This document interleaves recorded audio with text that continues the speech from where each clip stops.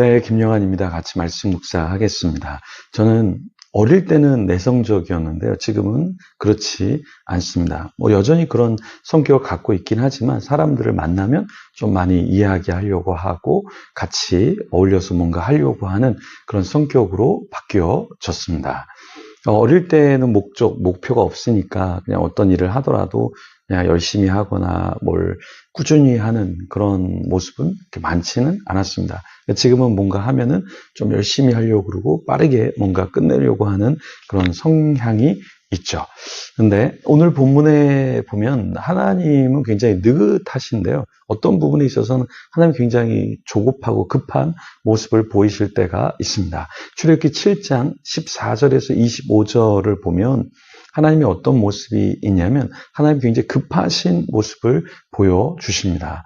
14절에 보면 여호와께서 모세에게 이르시되 바로의 마음이 완강하여 백성 보내기를 거절하는도다. 그리고 15절에 아침에 너는 바로에게로 가라. 보라 그가 물 있는 곳으로 나오리니 이 구절에 보면은 하나님께서 모세에게 뭔가를 말씀하셨죠. 그런데 그 바로가 완강해진 그 상태로 있을 때 하나님께서는 15절의 첫 단어에 아침에 너는 바로에게로 가라 이렇게 말씀을 하시면서 아침에 라는 말을 하시는데요. 그 말은 너가 일어나자마자 빨리 바로에게 가라 이 말을 하신 거죠. 그러니까 아침에라는 말은 이른 시간을 말하는 건데 또 그때 이 아침에 바로가 나일강을 걸었었죠.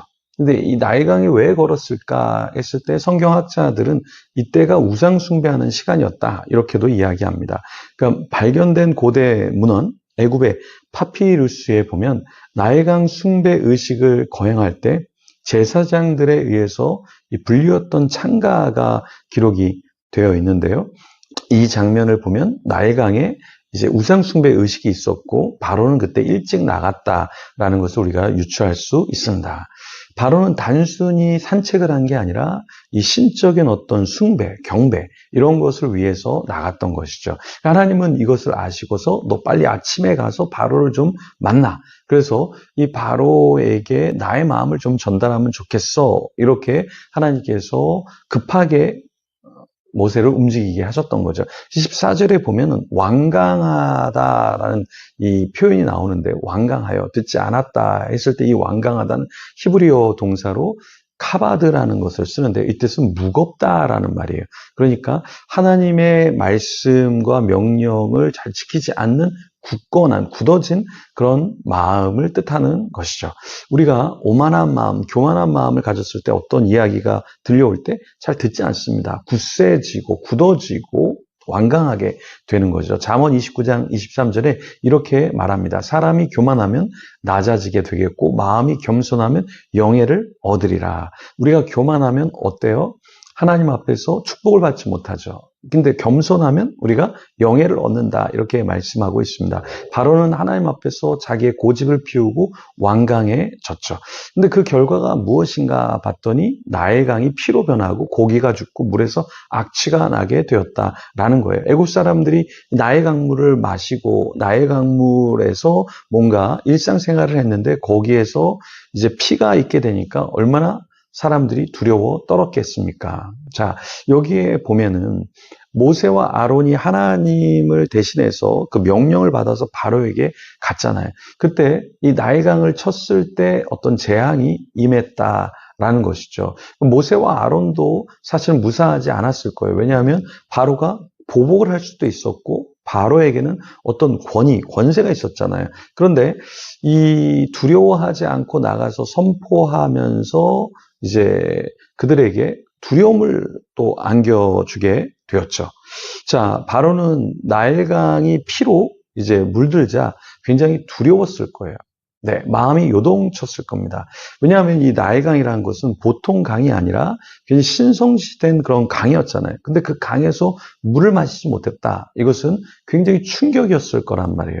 자, 왜 그러냐면 그 당시에는 신들의 분노, 어떤 불길한 징조가 있을 때 이렇게 피바다가 되는 경우가 있었는데요. 이 나일강 자체가 풍요와 생명을 주는 신, 그 하피가 신이 그것을 다스리는 것인데 그 다스리는 신의 어떤 재앙, 어떤 징계를 받았다. 이것은 이들이 받아들이기 굉장히 어려웠다라는 것이죠. 또 이 바로가 어떤 존재였습니까? 신과 같은 존재였잖아요. 그죠? 근데 이러한 신과 같은 존재 바로가 어쩔 수 없는 상황이 펼쳐졌을 때 사람들은 저 신 뭐야? 저 바로 뭐야? 왜 쩔쩔매는 거야? 하면서 그 권위가 땅에 떨어지는 듯한 느낌?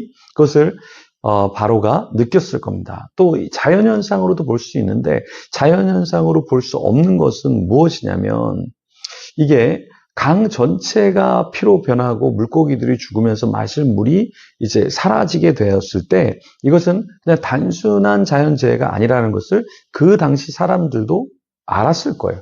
그렇죠? 이건 분명히 신의 분노다. 그러면 어떤 신이 분노해서 이렇게 되었을까? 그들이 아마 유추할 수 있었을 것입니다. 그러니까 지금 모세와 아론이 바로에게 와서 뭘 이야기했는데 바로가 완강하게 고집을 피우니까 신이 벌을 내리지 않았을까? 이런 것을 감지했을 거예요. 그래서 이 바로의 면이 서지 않았겠죠. 우리도 마찬가지입니다. 하나님이 뭔가를 우리에게 말씀하실 때 우리는 어떻게 반응해야 할까요? 하나님 우리에게 말씀하실 때 내가 겸손하고 유순해서 그것을 받아들이면 되는데 내 마음이 완강할 때가 있죠. 나 용서하지 않을 거야. 나 보복할 거야. 나 화낼 거야. 나 가만히 있지 않을 거야. 이런 것들이 우리가 있으면 하나님이 보시기에 얘 바로 같은 삶을 살고 있네?